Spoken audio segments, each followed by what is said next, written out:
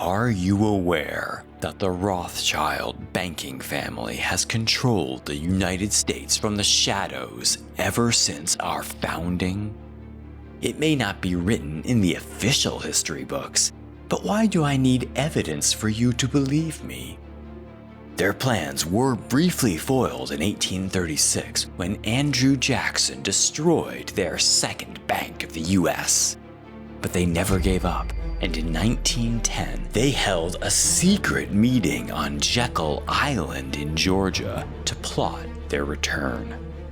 They knew that no patriotic American would ever accept a more elastic currency and a more stable banking system.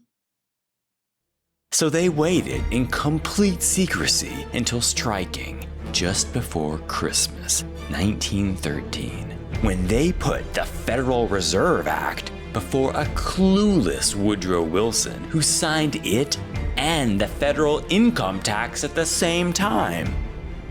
In so doing, Wilson sold all Americans into perpetual slavery. When he realized what he had done, Wilson lamented, "I am a most unhappy man. I have unwittingly ruined my country." Okay, y'all, Wilson never said that. Most everything we've heard on the internet about the creation of the Federal Reserve is wrong. Let me tell you what really happened.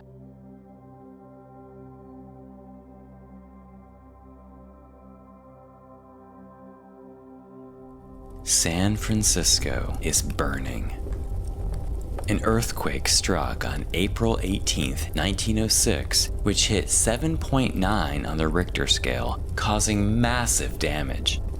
Fires broke out and raged uncontrolled for days.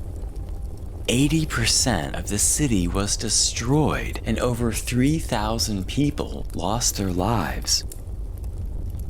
When the smoke finally cleared, insurance companies were left on the hook for over $5.2 billion in damages. To meet this urgent need, these companies were forced to withdraw their deposits from New York, weakening the US banking system. Later that year, the Bank of England raised interest rates, draining even more money away from New York. Stock prices began to slide. Months later, investors panicked and pulled deposits from Knickerbocker Trust Company, causing it to fail.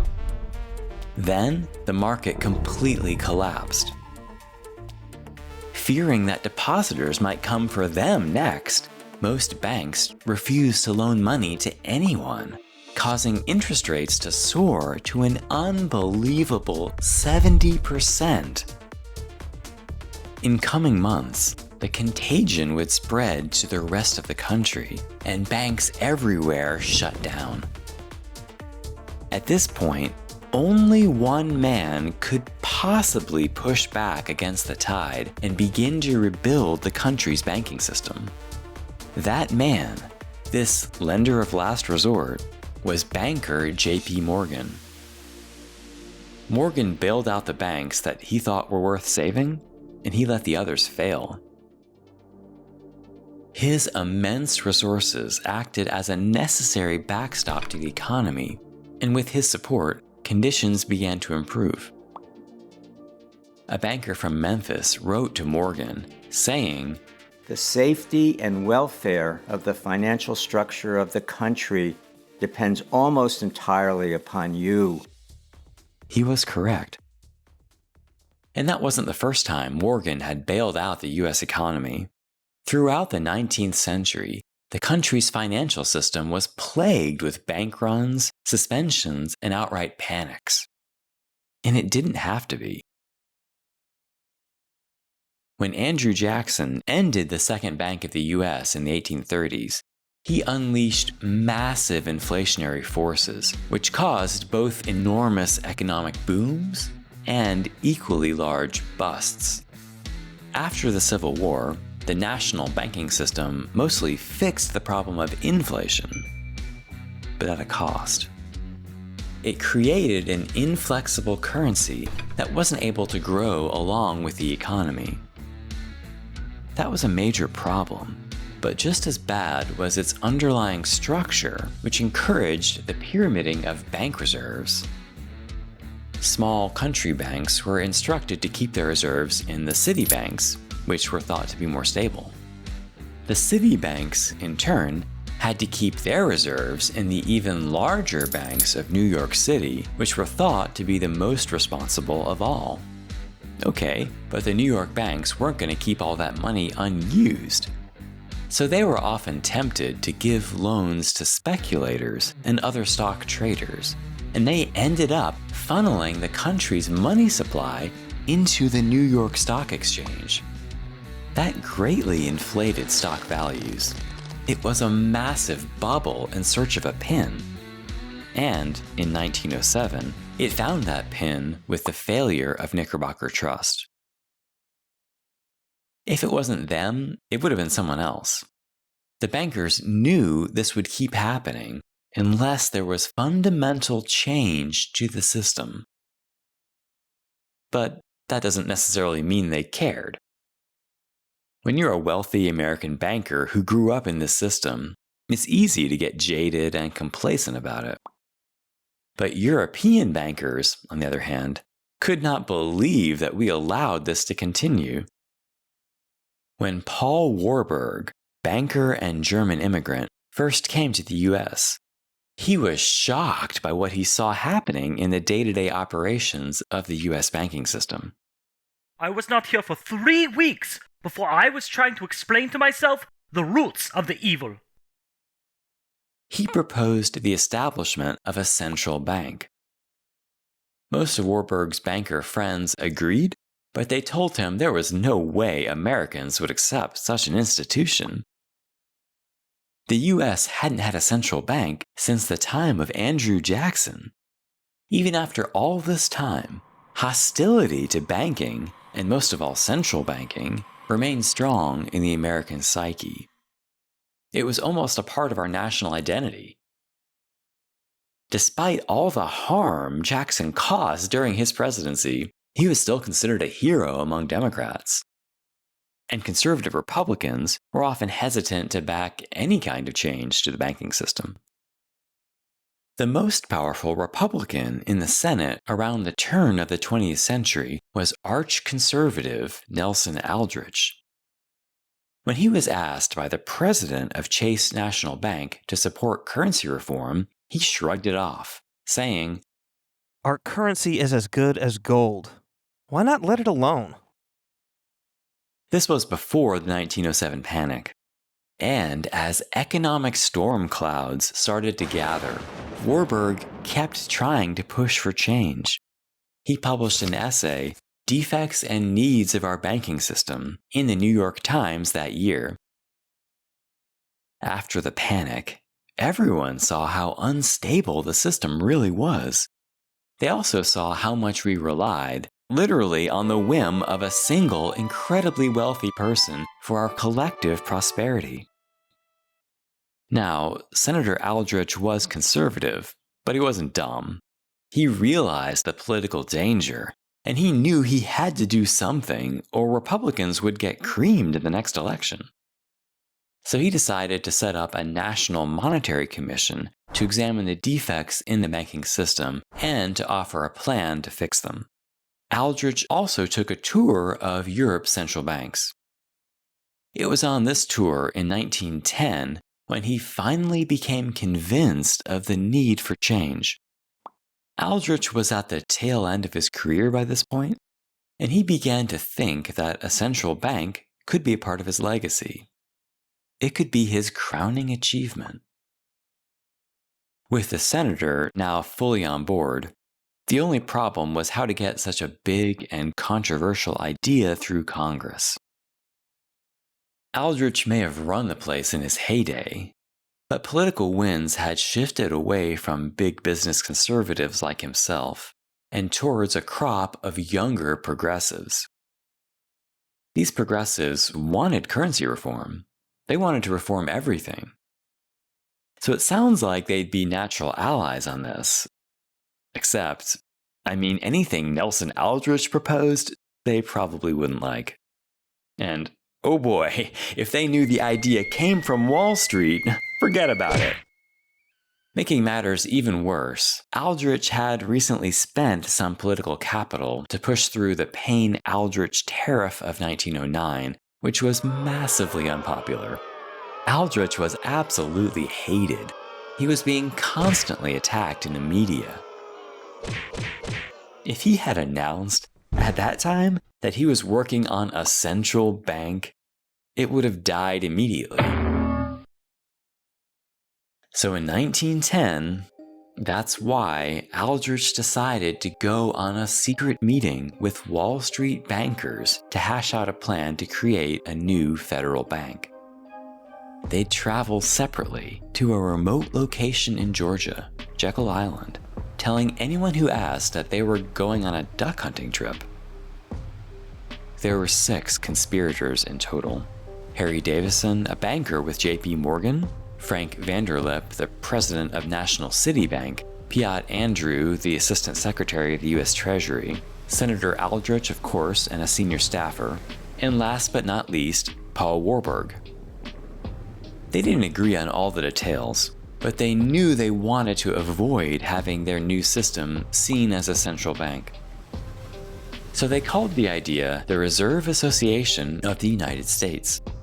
And it would be a voluntary association of banks with a democratic structure. Local reserve associations would send representatives to one of 15 regional branches, and much of the power would be held at the regional level.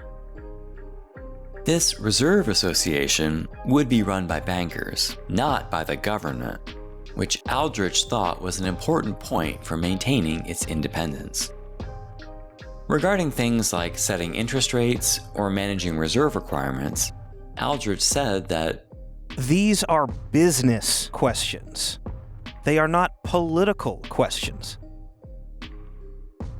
The question of money and banking had been debated in the public sphere for a century in the US. But after the populist uprising we talked about last episode, fiscal conservatives were worried about losing control, so they wanted to remove the issue from politics completely. Aldrich also removed himself from politics. He stepped down from the Senate in 1911. But before he did, he released his banking plan to the National Monetary Commission and to the public in January of 1911. Its origins were secret, yes, but the plan was public. The New York Times headline read, "Extra, extra! Aldrich money plan avoids central bank." Not entirely true, but it was good press.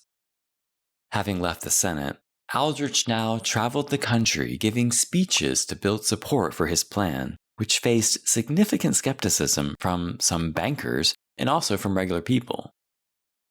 So, he continued to deny his plan would create a central bank at all. We do not think it fair that men who admit they have not read the plan should raise the cry of a central bank or summon the ghost of Andrew Jackson. He got 29 state banking associations to sign on to the plan. He also got support from President Taft, which was a big win. But the leader of the Democratic Party, William Jennings Bryan, didn't like it quite as much. The Aldrich Plan would lead to absolute commercial and industrial slavery. As the election of 1912 was heating up, Bryan wrote opposition to the Aldrich Plan by name into the Democratic platform. We oppose the so-called Aldrich Bill or the establishment of a central bank. And the Republican Party didn't like it much better. Conservatives like Taft and Aldrich were on the way out, even in the GOP. The Republican convention that year was a total disaster, with delegates getting into literal fistfights. President Taft was pretty unpopular, but he used his control over the party machinery to secure the nomination.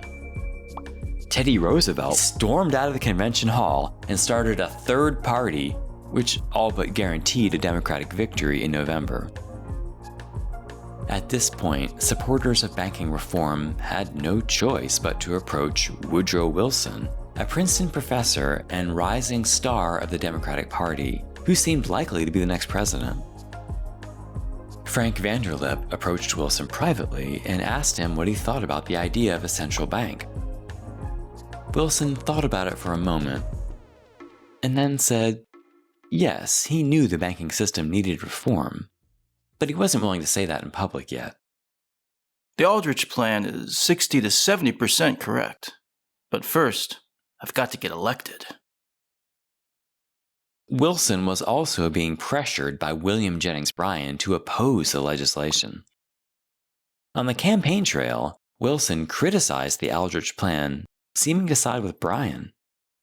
This country will not brook any plan which concentrates control in the hands of bankers. Wilson ultimately won the presidency with Bryan's support. Democrats were now in control of both houses of Congress and the presidency for the first time in decades. That meant the Aldrich plan was a dead letter. It wasn't even considered. But even so, reform was in the air, and most people in both parties agreed that some kind of change to the banking system was necessary. More than anyone, William Jennings Bryan and the populists had been pushing for banking reform for decades. Conservatives and Wall Street bankers were slow to see the need for change, but over the past few years, they had mostly all gotten on board. The only question was, who would be in control of the new banking system? The people or the bankers? Before he was sworn in as president, Wilson met with Carter Glass, a representative from Virginia who would be the new chair of the House Banking Committee in the Democratic administration. Knowing that the Aldrich plan was dead, Wilson asked Glass to work on a new banking reform bill. Glass finished his first draft by the end of January 1913. Since Glass was a conservative who was opposed to any kind of centralized authority, he kept the regional model from the Aldrich plan. But unlike the Aldrich plan, these regional banks would not be bound together at all. Each region, more or less, would have its own central bank. And these banks would still be privately owned and controlled by the bankers. As you might expect, William Jennings Bryan, who had been appointed as Wilson's Secretary of State, hated this idea. He didn't want bankers to have control over the system. He was even going to resign over it. But Wilson knew that without his support, there was no way any banking bill would pass. That's how popular he was. And the chair of the Senate Banking Committee, Robert Owen, was a progressive who agreed with Bryan on this. Wilson kept Bryan from resigning, and he asked the more conservative Glass to work out a compromise. The revised bill would be mostly the same, except it would give the public control over the banking system. He asked that the Federal Reserve Board, which would oversee the system, be composed of 7 presidential appointees, not bankers. Bryan also insisted that the new currency, Federal Reserve notes, be made an obligation of the United States and not of any private bank. That's what Bryan and the populists had wanted all along. Public money created by the government. Even today, if you look closely, you'll notice that our money is signed by the Secretary of the Treasury and by the Treasurer of the United States, not by a Federal Reserve banker. Now you know why. Carter Glass hated the idea of public control. He wanted the new system to have independence from politics. But Wilson soothed him by downplaying the importance of these compromises. I mean, does it matter whose name is on the currency? If we can hold to the substance of the thing and give the other fellow the shadow, why not do it? If thereby we may save our bill. That convinced Glass to go along with it, but the bankers knew better. With their allies in the media, they went on a major counterattack. Radical! Socialistic! The Federal Reserve Act is covered all over with the slime of Bryanism.